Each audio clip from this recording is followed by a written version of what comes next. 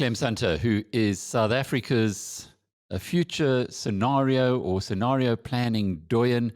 We've spoken many times over the years. South Africans know and love you, Clem, and they like looking to you to tell us what's in store for the year ahead. And you've written an excellent piece on BizNews with the different flags explaining what we should be looking out for. Before we go into the individual parts, just explain to us, for those who haven't read all of your books, why you use these flags to guide us in understanding what might be ahead. Well, Alec, thanks so much for having me. And the real point is there is such uncertainty in the future that it really is, in many ways, impossible to forecast. And so the next best thing you can do is to analyze the forces driving the present into the future and then play scenarios around where those forces lead. And then you've got to identify the flags to watch in order to give those scenarios a kind of intuitive probability, because you can't just be like the Delphic Oracle and say the future can do this, the future can do that. You have to have a way where you can discern whether a particular scenario is becoming a favorite or whether it is going to go on the back burner. So, for example, this week, when we talk about the red flag, the talks between America and Russia, which are going on in Europe as we speak, each bulletin on those talks is a minor flag which will tell you whether there's going to continue to be confrontation, which could lead ultimately to sanctions and possibly war, or whether in fact they are working out a successful diplomatic solution to the problem of the Ukraine. It's really interesting looking at it that way. So, in other words, it's almost like an agenda for the year, and you've told us what's on the agenda. What are the most prioritized, the things we need to watch? Yeah, because as we say in the book, Thinking the Future, one of the terrible things is when you have too many flags crowding out each other, and so you don't recognize it when it goes up. And we quote the example of Pearl Harbor, when the Americans were concentrating on all the flags going up in Europe. So they missed the flag going up around Japan entering the war.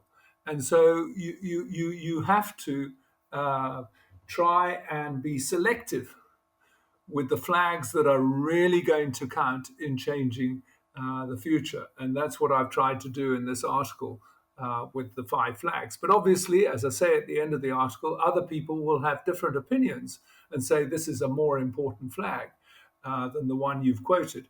And I'm fine with that. Mhm. But starting off with the red flag, the Russia America. China's in there as well, presumably, and North Korea. And it really, reading your story, World War III is not just the realm of science fiction. It is something that you tell us we need to be at least aware of, if not start panicking about. Yeah, I mean, look, Alec, it's only been 100 years um, since we've had 2 world wars. Um, the First World War, 14 to 18, and then the Second World War, which started in 39. I mean, that's not so long ago. It's not like looking back into the Stone Ages or anything like that. And particularly the First World War came out of the blue with the assassination of an archduke. The Second World War, as again we talk about in the book, Winston Churchill foresaw the chances building up in the 1930s.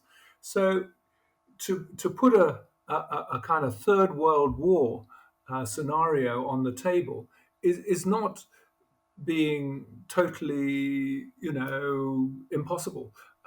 It's actually saying we've had to, and there are certain issues now which could, through sort of accidental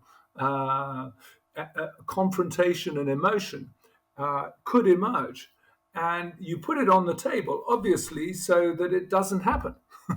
That's the point of scenarios. In fact, a book was written in the early 60s, in fact, 1960, called On Thermonuclear War by Herman Kahn, who was the father of scenario planning.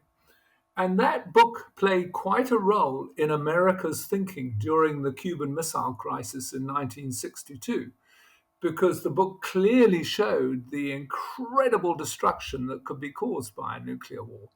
And so, in the end, uh, the scenario was avoided through diplomacy. And one hopes again that in the case of the Ukraine, that scenario can be avoided by diplomacy. But then, as I said, towards the end of the flag, there are other small flags like North Korea that have to be continually watched because they do now possess nukes which can do an incredible amount of damage um, in the region. And of course, they're still testing ballistic missiles, having given up for a time because of the kind of agreement reached between Trump and Kim Jong Un. I'm not. I'm not sure if this is a fair question to you, but if there were to be this apocalyptic development and we were to enter a third world war, what is South Africa's position likely to be, if any? Yeah, it's a very tricky one, that, because we're certainly more in the middle than we were previously because we belong to BRICS, which is Brazil, Russia, India, and China. That is, and the S is us. So we're in the BRICS club with Russia and China on the one hand, but of course, we still consider Europe and America and the UK strong allies on the other. So it is a totally pertinent question, which is why you play the scenario in advance so you don't start making ill considered decisions in the heat of the moment about which side you're going to join. But it absolutely is the right question to ask. And of course, a lot of people will heave a sigh of relief that we're at the bottommost tip of Africa if really nasty things happen in Europe or between Russia and America in the north. So that's a big one. And I guess that why it's relevant for us is that more and more South Africans are now investing globally and are dependent, their future is dependent on those investments. But bringing it back Well, can to. I just finish one point I didn't make, but which has to be borne in mind, is that there is a third scenario, which is sanctions. That if Russia invades Ukraine, the West will slap incredible sanctions on Russia, including financial sanctions and trade sanctions. This could have an enormous impact on Europe, where round about 30 or 40% of their energy comes out of Russia. It could certainly jeopardize certain projects like the new pipeline into Germany. And so, one of the other reasons for watching these talks is an intermediate scenario, not a nuclear conflict, but not a diplomatic solution, but one where sanctions are applied, which will obviously impact the global economy. The green flag? Yeah, well, the green flag I've said is in existential terms the most important flag because we have 8 billion uh, people in the world today. The UN currently is forecasting that it'll be just over 10 billion by the end of this century. They are saying that population growth will have fallen to zero by then because people are having less babies. So but it's created this problem right now where we are not only changing our atmosphere, and we all know how thin that atmosphere is with the recent flights into space, which have been taken by ordinary individuals. showing just, you go from this blueness of Earth into space in a minute. And we are actually changing that little thin layer of atmosphere in a way that's very negative for the future of the planet. But equally, we're displacing um, an enormous number of wild animals and plants and other things on Earth. And there's been, for example, a huge fall in numbers of rhinos and elephants and other species. And so it is an incredible issue because it's never occurred in any previous century.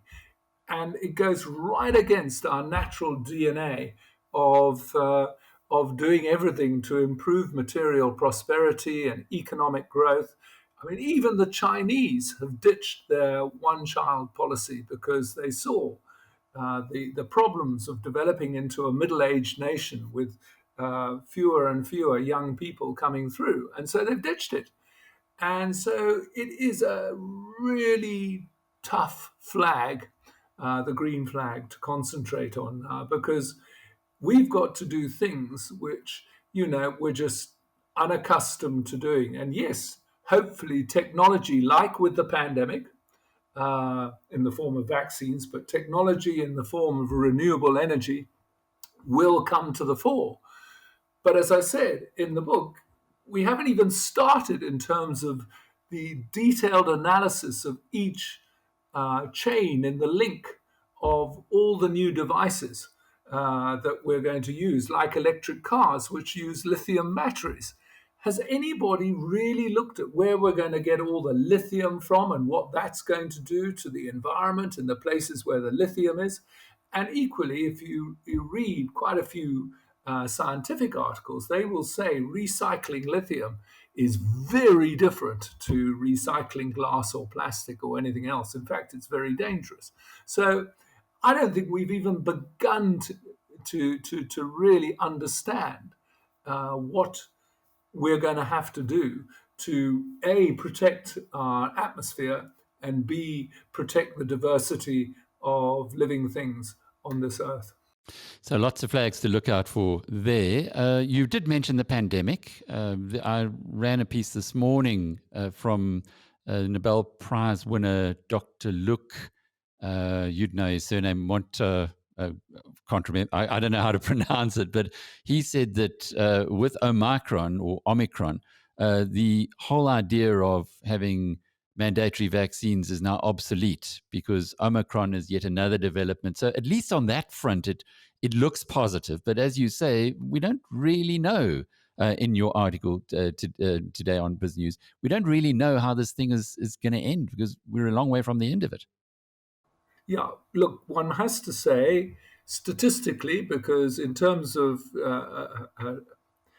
applying scenarios, probabilities to scenarios, you look backwards to uh, judge the statistics on an issue like, are we going to have a more lethal variant coming along? And certainly in previous pandemics the world has had, it would appear that the virus becomes milder because it wants to continue to exist just like every other living thing. And so,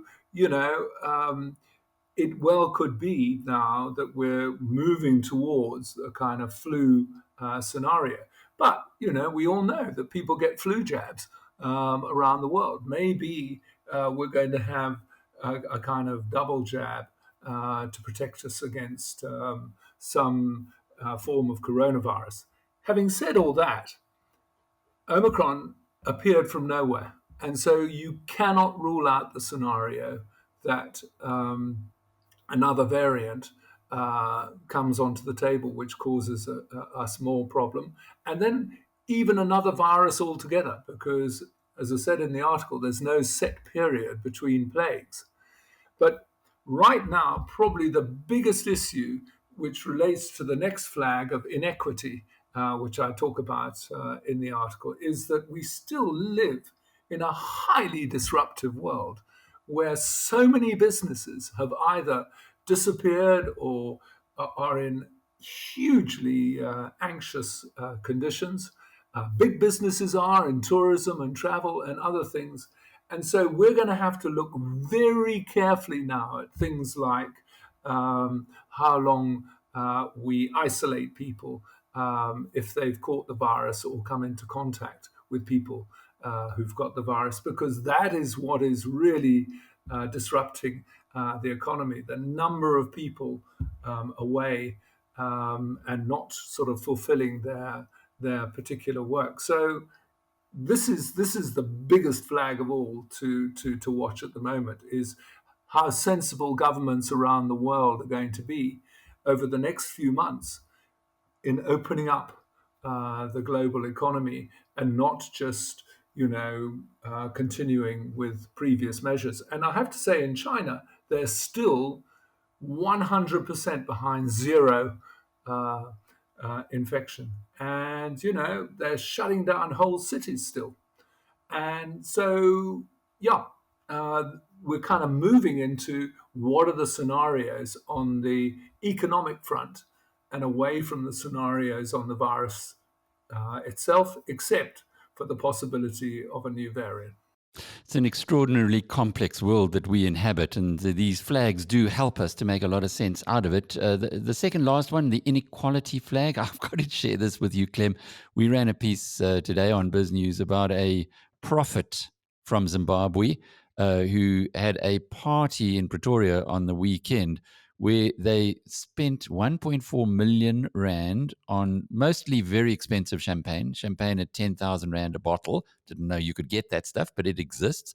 And squirted it around, or literally the videos of guys walking along with the champagne bottles upside down, just spewing out this very expensive liquid.